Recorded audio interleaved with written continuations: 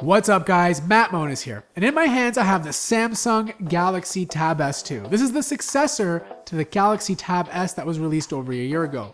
This is Samsung's premium tablet, and it's actually one of the thinnest tablets you can buy in the world. So without wasting any further time, let's get started.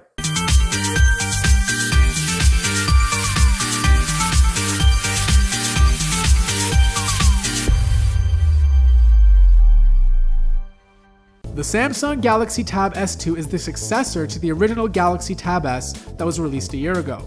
It's the thinnest tablet you can buy, thinner than Apple's iPad Air 2 and Dell's Venue 7000. It comes in two sizes, 9.7 inches, which is the one I have here, and 8 inches for those who prefer a smaller tablet size.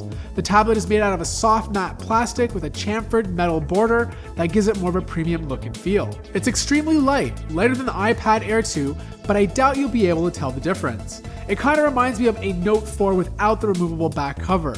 The volume controls, power button, and micro SD card slot are all on the right side of the tablet, and on the bottom you have two speaker grills, an audio jack, and a micro USB port. Overall, this is a very nice looking tablet. There's just not too many high-end Android tablets being made anymore. It's thin, it's light, and it feels really good in the hand. Now for those of you wondering what these connectors are on the back of the tablet, they're there for an optional Samsung keyboard cover. If that's something you're interested in, it'll cost you an additional $150 US. Next up is the display, and I always praise Samsung in my reviews, and that's because they do an amazing job at making them. Just like the Note 5 and the Galaxy S6, the Tab S2 is rocking a Quad HD Super AMOLED display. The 9.7-inch version has 264 pixels per inch, and the 8-inch version is even sharper with 320 ppi. I had this lined up beside the iPad Mini 4, which also has a great display, but the Tab S2 is more vibrant, pictures and text were more saturated, and colors pop more on the screen. If I could sum up the differences in a few words between both of these screens, I'd say they're amazing, with the Mini 4 favoring a cooler tone and the Tab S2 a warmer one. The Tab S2 also includes Samsung's fingerprint scanner, which works great, and below the display are two stereo speakers that sound decent. So last year's Galaxy Tab S had an aspect ratio of 16:9, which is much better for watching movies. But for everything else, it's not so great. So this year, the Galaxy Tab S2 now has an aspect ratio of 4:3, which is better for browsing the web, taking pictures, and reading books. So what I want to know in the comments below is whether you guys prefer a 16:9 aspect ratio or 4:3. Moving on to software and performance. And the Tab S2 is using the same chip that's inside the Korean variant of the Note 4, which is an Exynos 5433 octa-core processor. It also has 3GB of RAM, which is the same as last year's model, and I never felt I had any issues running anything. Videos loaded and played quick, I was able to multitask between a bunch of apps, and games ran smooth as butter. It's a pretty fast tablet even though it's using last year's technology. The Tab S2 is running Android 5.1.1, and if you own a Samsung Galaxy S6 or Note 5, then you'll be quite familiar with the newer version of TouchWiz. It's lighter, less bloated, and you're not stuck with a bunch of useless apps that you'll never use. The lock screen is pretty clean, and once you unlock the device, you can simply swipe to the right to access Flipboard, Samsung's news app, which can also be disabled. Trademark Samsung features such as multi-window is baked in, allowing you to run apps side by side, and a new Smart TV feature that allows you to wirelessly send videos to a newer Samsung Smart TV and vice versa.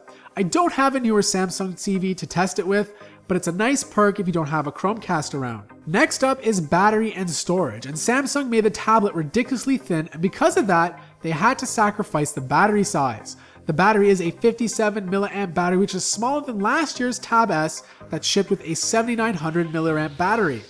Overall, don't expect amazing battery life compared to other tablets, but it will get you a day and a half to 2 days of moderate use. Unlike the Galaxy S6 and the Note 5, it doesn't have fast charging or wireless charging to help make up for the smaller battery. You can buy the Tab S2 with 32 or 64 GB of storage space, and both sizes come with a micro SD card slot that supports up to 128 GB. The Tab S2 has a pretty decent camera for a tablet.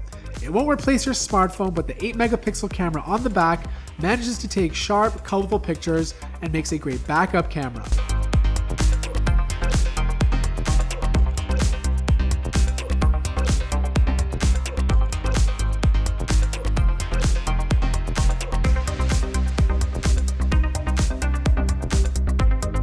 And finally, the S2 can shoot QHD video and does a decent job as well. So what do you guys think of the Samsung Galaxy Tab S2? I think it's a nice tablet. It feels premium, it looks premium, has a nice display, it runs really fast, but is it really worth $500? Samsung is marketing this as a device that you leave on your coffee table and to be used for things such as watching movie, browsing the net, and reading books. It's really hard for me to justify the cost of this tablet when you can buy a tablet for half the price that will do exactly that. So I want to know what you guys think of the Samsung Galaxy Tab S2 in the comments below. If you guys would buy it or if you like it, let me know as well. And thank you guys as always for watching this video. If you enjoyed it, make sure to smash that like button. If you're new to the channel, don't forget to subscribe. And as always, I'll see you in the next video.